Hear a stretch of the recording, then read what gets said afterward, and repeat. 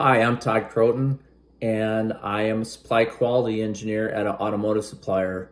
So we use many of these different control systems for our quality of the suppliers that we use. Um, I use these techniques pretty much daily as some of the reasons that we do is to try to discover any kind of like quality issues, irregularities, any errors of parts. This helps reduce cost at both our plants and to our customer. It's pretty common that, like they said, small problems can mushroom into large problems, and that not only shuts down our production plants, but if it shuts down the automotive manufacturer, they charge a pretty large fee by hour for any time that their production lines are shut down. So, where my first interaction with a supplier that we're looking at is once the purchasing team identify a possible supplier, we have what's called a technical review. It has a cross-functional team, so that's people from different departments. So that when we run down a list, we have a list of questions. So it's a pre-screening.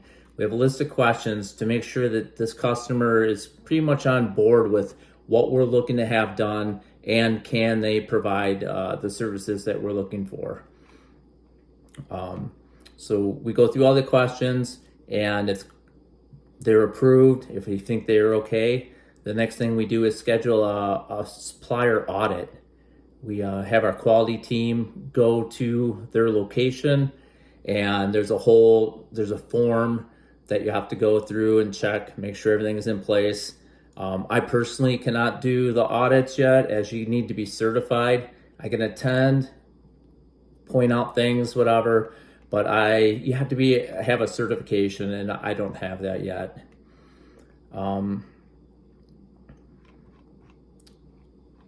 So once they do the supplier quality audit, the next thing to do, if they pass that, is they're allowed to start negotiating with purchasing again, a contract, and get the purchase order issued to them.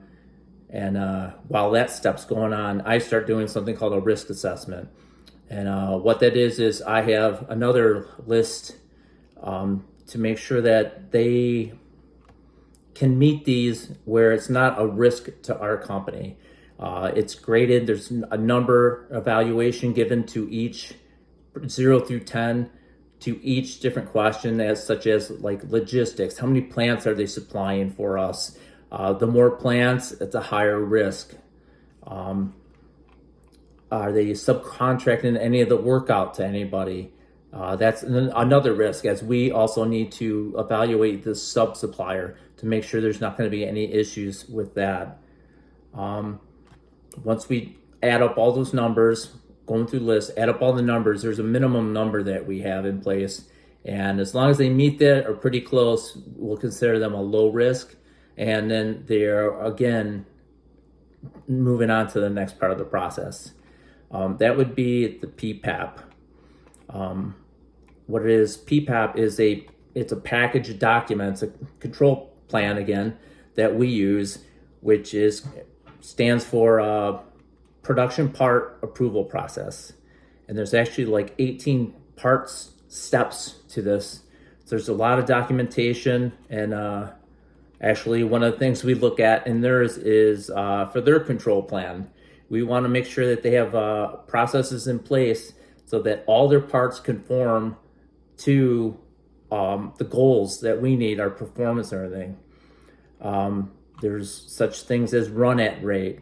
That is something, how many parts can you run per hour? And that like lets us look at and make sure they can meet the capacity of parts that we need to keep our production plants running for all the quantities needed, like daily, weekly. It's just more prevention. We need dimensional tolerances of parts, which we have them measure the parts, make sure they meet the tolerances called out on our drawings that we supply them. There's actually certifications needed for the measuring tools that they use to measure these parts. Like I said, it's pretty thought out to make sure that they have all the stuff in place. We look at their flow chart to make sure that how is the work flowing through the business. There's also material. What material are you using? What is the performance of this material? If it requires them to use a lab to test it, we need certification that that lab is up to date and certified. Just it's more validation of it. And like I said, this cuts costs to us and also our customers. If there's, as long as everything flows great, it keeps everybody moving along. We actually have process studies, which for like, it's plastic molding basically a lot of times, and there's like 30 pieces from each cavity of the tool, and we have to have them measure and check it to make sure everything meets the PPK, CPK, which is a measurable, a quantitative measurement of a goal for us. If they meet all this criteria, I get to send them a PPAP approval, and then they are free to produce parts. And that's end of my role with them.